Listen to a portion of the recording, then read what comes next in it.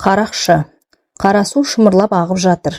Бұл сонау алыстағы мұнартқан, Қарамаңдай тіпті одан да ары орналасқан биік-биік шатқалдардан бастау алып, шекарадан бері 100-ге таяу шақырым жолды артқа тастап, осы ауылдың күнге жағымен ағып өтіп барады да, 10 шақты шақырымнан кейін шүйге барып құяды. Көк жасаң жүлгені бойлай аққан шағын өзеннің суы жаздың аптабында жып-жылы. Ауыл тұрғындарының бос уақыттарына келіп, бой жазып шомылып кеткендер үшін демалыс орындары сияқты көрінеді. Аз-мұз ызыңдап, мазаны ала бастайтын масасы болмаса, ауыл орналасқан тақыр жерге қарағанда, бұл маңай мал үшін де адам үшін де қолайлақ. Ауылдың малдары да осы өзеннің айналасындағы жасыл алаңға жайылады. Осы өзенге таяу орналасқан тұрғындары ағынды суда арамдық болмайды дегенде, мотоцикл машиналары мен ауыз суды осы жерден тасып ішеді. Ауыл сыртында орналасқан жалғыз артизан құдығының суының кермек дәмі бар. Оны біреулер ауыз суға пайдаланады, кейбіреуі үй шаруасына қолданады. Қанша дегенмен ағынды судың аты бір басқа ғой. Бала шаға үшін балық аулауға да қолайлы. Қарасудың жоғары жағында 2 шақырымдай жерде қалың тоғай бар. Оның өкпе тұсы Кеңгірбай деп аталады. Онда көктем мен күзеуде шопан отырады. Көктемде мал төлдетеді, күзде қой ұрықтандырады. Жазда жайлауда, қыста қыстауда мал бағатын қойшының мекен жайы жылдың 2 мезгілінде, жаз бен қыста қаңырап бос тұрады. Қазір қыркүйектің басы. Ауыл еңбеккерлері жазғы жиын терін жұмысын бітіріп, енді мемлекетке ет тапсыру науқанына кірісіп кеткен. Қарасудың жиегінде темекісін құмарлана сорып отырған Нәдірхан айналасындағы көрікті мекеніне анда-санда көз жіберіп, бір тұңғиық ойдың құшағында отыр еді. Етке өткізіледі деп, таңдап алынған мыңға тарта қойға қазіргі сәтте бір өзі елгіп отырған жай бар. Жаз бойы Боғысын жайлауында жер құйқасын еміп келген малдың биылғы қоңыры ересен. Кез келген ұстап алып терісін сыпырып, қазанға тоғытып жіберсең де өкінбейсің. Біраз уақыттан соң екі ұртың майланып шыға келеді. Нәдірхан алдындағы шашырай жайылып жүрген қойларға қызыға қарап, семіздіктеріне таңданғандай еріксіз жұтынып жіберді. Шіркін-ай, мынаның біреуін уысыма түсірсем, өңешім бір майланып қалар еді. Әнеу күні шөпке сойған бір қойдың еті де бітіп қалды. Қайта-қайта өз қойымды шығындай берем бе? Бүгінгі түннен қалмай, мына мыңыраған семіз қойдың біреуін тәуекел деп іліп түсірейін деп, Нәдірхан көптен бері көкейін мазалаған ойын іске асырмаққа белін бекем буды. Бұл отарға уақытша бекітілген шопан бар. Қой саны көп болған соң ферма меңгерушісі мұны 10 шақты күнге оған көмекші етіп тағайындаған. Ұрының ойы осындай кезде өз бас пайдасына жіті пайдаланып қалу еді. Еріп жатқан қомақты ақшалар да жоқ. Балаларым шиқылдап аш отыр. Ертең бұл малдарды машиналарға тиейді. Содан соң жүзеген семіз қойдың орнына ғана сипап қалармын. Іске сәт. Бұл істі ол түннің бір уағында іске асыруды ұйғарды. Бұны қалай іске асыру керек? Ұрының күн батып қой қораға қамалғанға дейінгі ойы осы төңіректе өрбіп, басқа нәрсе туралы қиялдауға да мұршасын келтірмеді. Кешке үйіне келген соң ақырын ғана түнгі жорық туралы әйеліне құлақ қағыс етті. Оның мұндай кәсіппен анда-санда айналысып жүретін қосағы күйеуінің жоспарын құптағандай үнсіз басын изеді. Бұл жорыққа түннің бір уағында шығу керек. Оған дейін бірер сағат дем алғаның дұрыс сияқты. Нәдірханның төсекке жамбасы әлдеқашан тисе де, кірпіктерін ілдіре алмады. Қор етіп жаңадан ұйқы құшағына ене бастасақ, болғаны түсіне майқанынан жарылған семіз-семіз қойлар еніп ұйқысын 4 бөліп жібереді. Көздерін қайтадан ашып қиял құшағына қайта беріледі. Тағы да алдағы уақытта іштей жоспар құрады. Шіркін-ай, сол семіз қойлар енді біраздан соң туаны алысқа ет комбинатына жөнелтіледі. Қайран қойлар, ет шұжық болып ешкім танымайтын, ешкім білмейтін бөтен біреулердің аузына түседі. Ода маған келіп кетіп жатқан не бар? Енді бір аптадан соң бәрі де бітеді. Тағы да колхоздың алып кел, беріп келіне кетемін. Жоқ, қолда бар мүмкіндікті пайдаланып қалайын. Осындай ойлар тағы да жанын жегідей жеп, отағасына тыныш ұйқы бермеді. Нәдірхан қара қазандай зор кеудесін төсектен көтеріп алды. Әйелі қасында пысылдап ұйықтап жатыр. Балалары басқа бөлмеде. Бойын шайтан билеген ұры қолда аяққа тұрмай, ақырын сырғып төсектен түсіп, ақырын басып терезе алдына келді. Сыртқа көз жүгіртті. Күн бұлтты. Айналарының бәрі көзге түрсе көрінбейтін қараңғылық құшағында екен. Ішінен іске сәттеп 2 алақан мен 2 сан сарт еткізіп ұрып қойды. Үй іші де қараңғы. Бағана шешінген сәтте барлық киімдерін омарлап-жұмарлап диван үстіне қоя салған. Сипалап жүріп оларды тауып алды да, екі қолмен уыстап, ауыз бөлмеге алып шығып, стол үстіндегі керосин шамды жақты. Бөлмеге жарық түсті. Үй ауылдың шеткері жағында орналасқандықтан, көшелерінің барлығы ішкері жақта. Ол да бір қазіргі сәтте оңтайлы мүмкіндік болатын түрі бар. Өйткені қараңғыда қой көтеріп кірген адамды әдейі бақылап жүрген адам болмаса, ешкім де байқалмайды.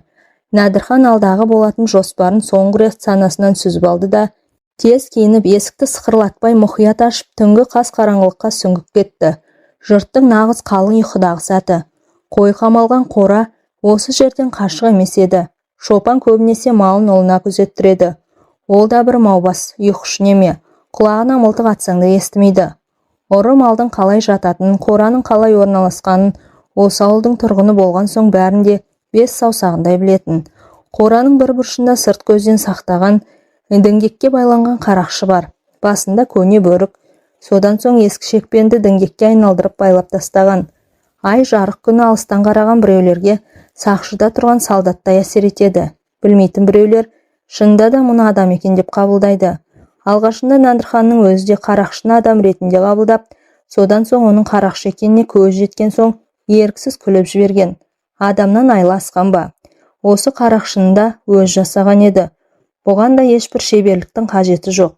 Үйіңдегі талай жыл ой басынан тастамайтын, киіп келген ескі құлақшыны мен тозығы жетіп түте-түте шыққан көнетоз пальтосын қайда жіберерін білмей жүргенде, осылардың аяқ астынан кәдеге жарағанына іштей қуанып та қалған. Енді міне, сол қарақшыға да қараңғылық жамылып жақындап келді. Тіпті келместе еді-ау. Тағдыр аяқ астынан семіз қойларға уақытша болса да, иелік еткізген соң, сол бір мүмкіндікті пайдаланып қалу әлде қашаннан бері санасынан алыстап кеткен емес. Күнде-күнде күннің қараңғылығын күтіп жүреді бейбақ. Ана көк төсіндегі шарық табақтай болып жарқыраған сан мыңдаған жұлдыза жер үстін күндізгідей жарқырап тұрмағанмен, әйтеуір мал көтерген немесе жетектеген нұрны әп-сәтте айдай әлемге ап-анық етіп көрсететіні анық еді. Сумақай қолдар бұрында сырт көзге білінбей талай рет сытылып шыққан. Енді бүгін қалай болар екен? Нәдірхан төбе етегіне орналасқан электр жарығын беретін, қазіргі сәтте үні өшіп дамыл тапқан станцияның бір бұрышына келіп, осыдан әудем жердегі қой қамалған қораға қарап, бір сыпыра уақыт тұрды. Тас лақтырым жердегі құдықтың жоғарыдан төмен қарай құлаған суының дыбысынан ештеңе білінбейтін сияқты. Бірте-бірте қараңғылыққа көздері үйрене бастады. Қораның анау бір бұрышындағы діңгекке байланған өзінің киімдерінің сұлбасы да жанарына ілікті. Қарақшы бір отар қойды сырт көзден сақтап тұр. Нәдірхан тағы да мырс етіп күліп жіберді. Оның ойына осы отардың шопанымен кезінде бірнеше рет ренжісіп қалған түсті. Тіпті өзін көмекші етіп алмайын деп қиғылық салғанын қайтерсің. Ферма меңгерушісінің қысымынан кейін әзер көнген. Қап бәлем, сені ме деп іштей кіжініп бұлғалған. Соншама бұған не жазып едім? Шопан да бір қу неме екен. Күндіз отарды өріске айдатып жайдарған болмаса, түн баласы туғанда мұны отардың маңайына да жолатпайды. Сенбейді. Кейде өзі, кейде әйелі кей сәттерде ұлы күзетеді. Бүгінгі күннің кездегі ұлына тигенін Нәдірхан жақсы біледі. Анау жабық қораның ішіндегі қой қырқатын сатының үстінде қой күзететін батырың пысылдап ұйықтап жатқанын Нәдірхан бір сәт көз алдынан өткізіп те шықты. Ендігі кезекте уақытты өткізіп тұра берудің жөні жоқ екенін сезген ол тасадан шығып көздеген нысанына қарай адымдай жөнелді. Ауа тымық. Аңызғақ желде жоқ. Аяқ астынан бірде жолай сап ете түспесе, бүгінгі түннің ұрыға берері мол сияқты көрінді. Сол көз ұшындағы қарақшыны жанарынан бір ел тайдырмай, тура сол діңгекке қарай келе жатыр. Бір сәт қара барқын аспанның сұрын байқап алу мақсатымен көк төбесіне жанар сүзді. Сол баяғы күйі, іске сәт тілеп тұрғандай қап-қара боп мелшиіп тұрып қалғаны. Нәдірхан ісінің оңынан туатынына көз жеткізгенде қуана жымиып, қанға тойған кенедей аппақ семіз қойларды бір сәт көз алдынан тағы да өткізіп шықты. Тіліне семіз еттің дәмі келді ме, ернін сылп еткізіп, жұтынып жіберді. Содан соң шопан үй орналасқан тұсқа қарап еді. Ол жақтан да ешбір үйдің белгісін таба алмай, зор сенімділік арқалап қораға таяды. Өзінің қарақшаға айналған ескі киімдеріне таяу келіп, үңіле қарады. Ол бейбақта бізден қарақшы жасап, өзің де қарақшы болғалы келдің бе дегендей кекесімен қарағандай болды. Мейлі, қазіргі кезде кім қарақшы болмай жатырдың деп Оралған мақсатынан таймайтын іштей жеткізгендей болды. Қорадан асылып ішке үңілді. Ұйлығып ұйтқып жатқан семіз қойлар ештеңені аңғарар емес. Енді біраз уақыттан соң бұл момақан жануарлар да әрбір машинаның қораптарына тиеліп, киелі өрісімен қоштасып, осыдан 500 шақырым жердегі ет комбинатына сапар шегеді. Нәдірхан алдындағы отардың одан кейінгі тағдырларын ойлап, басын қатырғысы келмеді. Ол онсы да оған түсінікті еді. Ол күзетші орналасқан жаққа көз жіберіп, сол жақтан бір бөгде дыбыс күткендей болды. Жоқ, құлаққа ұрған танадай тып-тыныш, бәрі де бейбіт, күзетшінің бар жоғы да белгісіз. Бейбіт жатқан отарды үркітіп алмайын дегендей, қораны айланып күзетшінің жататын жеріне қарай жүрді. Оның бар жоғын біліп алуда қаперінде болатын. Шопан ол орында жоқ па, бұл жағы ұрыға белгісіз. Оған осы отырдың қасында ешкімнің де болмауы тиімді еді. Күтпеген жерден қойлар үркіп дүркірей көтерілсе, бұған да абырой болмасы анық, қанша маубас болса да, оның да оянып кетуі мүмкін ғой. Міне осындай ойлар санасынан шыбықтаған Нәдірхан жабық қора мен ашық қора түйіскен жердегі есікті мұқият ашып ішке енді. Жабық қораның іші тастай қараңғы, төбесі шатырланған бұл жерге еш жерден жарық түспейді. Қанша тұрсаң да көз үйренбейді. Кәдімгі қап-қараңғы қапас секілді қара түнек дүние. Бұған малды да қамымайды. Тек соның ашық қораға таяу бұрышындағы сәкіде күзетші ғана көз шырымын алып жатады. Нәдірхан күзетші баланың жоқ екеніне көзін жеткізіп, алты қырдың астынан әкесі оралғандай іштей желпініп қуанып кетті. Қазіргі сәтте бүкіл отар өзінің иелігіне көшкендей. Тіпті жатқан қойдың маңдайынан шертіп жүріп, ең семізін таңдап алса да, ешкімде келіп қолынан қақпайтындай мүмкіндік туғанын сезді. Қатты ұйқының құшағында малтыған қойлар да жон арқасын мұтып жүрген Нәдірханның қандай мақсатпен бұндай әрекетке барып жүргенінен хабарсыз, қимылсыз жатыр. Бір-біріне бүйірлерін түйістіріп, бәрі де қимылсыз жатқандай әсер бар. Біраз жүріп байқап көріп еді, көптің бәрі бірдей болмайтынына көзін жеткізгендей болды. Біреу семіз ту қойда, екіншісі одан сәл кішірек, 2-3 жасар сек, іштерінде тоқты торымдар да бар екен. Қараңғыда ақ пен қараның жігін тап басып ажырата алмады. Дегенмен шешінген судан тайынсын ба? Болса да санасындағы желігін іске асыруға бел байлаған соң ең бір үлкен семізін басуға бел буған Нәдірхан иесі жатқан отарды аз кем аралап жүріп қалды. Өзінің де осы малға қатысы бар екен мүлде ұмытып кетті. Шопанға деген ыза кегіде жағасынан алғандай осы жерден үйіне құр қол бармауға итермеледі. Анау бала бір жаққа қаңғып кеткен шығар. Соның жоқтығын пайдаланып ең бір семізін басып қалайын деп, соңғы бір шешімге келіп шетке таяу жатқан ақ мүйізді бойдақ қойдың мойнынан сығымдап тұрғызуға талпына бергенде, қораның ту сыртынан еркек пен әйелдің сөйлескен дауыстары естілді.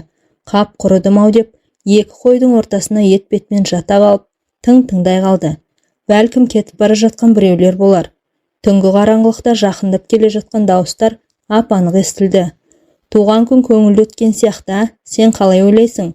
Деген қыздың даусы жерге кіріп кетуге дайын жатқан Нәдірханның өн бойынан электр тоғын жүріп өткенде әсер етті. Басқа жерден жүріп естісе мұндай сөздерге құлақ таспас еді ғой, ал қазіргі сәтте бұлар кімдер болды екен деген ойын сабақтап үлгермеген ұрының құлағына тіл қатқан жігіттің үнін естігенде тіпті талып қала жаздады. Мен де солай ойлаймын, шам ерте сөніп қалды. Әйтпегенде әлде біраз билейтін едік. Өй, мынау Шопанның күзетші ұлы ғой. Енең дұрайын, түн ішінде қайда қаңғып кетті деп ойласам, қыздармен сайран салып жүр екен ғой. Қап, енді қайттым, не істесем екен? Біраз уақытты босқа өткізіп алғанына Нәдірхан қазіргі сәтте қатты өкінді. Келген сәтте ақ біреуін іліп алып кете берсем, ендігі сәтте үйіме де жетіп қоятын едім. Түн әлде қараңғы еді. Екі адамның сөйлескеніне ары қарай назар аудармаған Нәдірхан аяқ астынан іштей шешім қабылдап жіберді. Абырой болғанда қарақшы да қасында екен. Дере орнынан ұшып тұрып, қораның жоғарғы деңгейінен 1,5 құлаштай биікке қол созған қарақшыны құшақтап тұра қалды. Осы сәтте таяуда маңқиып ұйықтап жатқан біраз қой дүрліге орындарынан атып тұрды. Нәдірхан да өзінің көне пальтосына тас кенеде жабыса қалды. Жігіт пен қыз да өзара әңгімелесіп, осылай қарай ақырын жақындап келеді. Сен қазір осы жерде қаласың ба деп қыз еркелей күлді. Мені үйіме дейін апарып салмайсың ба? Әрине, сен апарған соң келіп қой күзетем. Қорықпайсың ба? Бірінші түн емес қой күзетіп жүргенім. Ұры келсе қақ маңдайынан бір ұрам деп жігіт бір мақтанып қалды. Ал екі ұры келсе ше? Таяқпен дүрсілдетіп ұрам деп жігіт одан әрі жыртылып айырыла сөйледі. Шамасы ұрттап алған сияқты. Ха, қандай батырсың өзің деп қыз кекесінді ме, әлде шыны ма сақылдай күлді. Мен де жалғыз емеспін, көмекшім бар. Ол кім еді? Екеуі осы сәтте қарақшыға айналған Нәдірханның қасынан арқан бойы қашықта өтіп бара жатқан еді. Қараңғыда жақын жерден сұлбасы анық байқалған қарақшыға қарап, екеуі де тоқтай қалысты. Әне тұр, көрдің бе? Иә, көрдім. О, бұл қарақшы ғой, иә, тұп-тура адам сияқты екен. Сонда қойды екеуін ғана күзетесіңдер ме деп, қыз тағы да күлді. Кәне, қарақшыңның қандай батыл екенін көрейін деп, қыздың еңкейіп жерден тас алғаны Нәдірхан тап басып көре алмаса да іштей шамалап, зәрес тағы зәр түбіне кеткендей болды. Бұл жерде жұдырықтай үлкен тас болмаса да, бөдененің жұмыртқасындай ұсақтары жетіп артылады. Ол да екпінімен келіп, бас көзге тисе оңдырмайтын анық. Өй, иттің баласай, мына біреуді қайдан ертіп алған әкеңді деп, Нәдірхан қызды іштей бір боқтап алды. Ойын сабақтай үлгермей жатып, жан-жағынан зу-зу етіп ұшып жатқан қиыршықтарды сезіп тұр. Егер үлкен тас боп ол денесінің бір жерін дарыса, Нәдірханды мұрттай ұшыратыны анық. Содан соң ақталып көр, түн ішінде не істеп жүрмін деп айтпақ. Осы ойлар ұрының санасына келіп кіргенде Нәдірханның бүкіл денесі терлеп кеткендей болды. Өй, сен мерген екенсің, бір тасты да қарақшыға тигізе алмадың. Ал енді менің дәлдегенімді көр деп, жігіт те жерде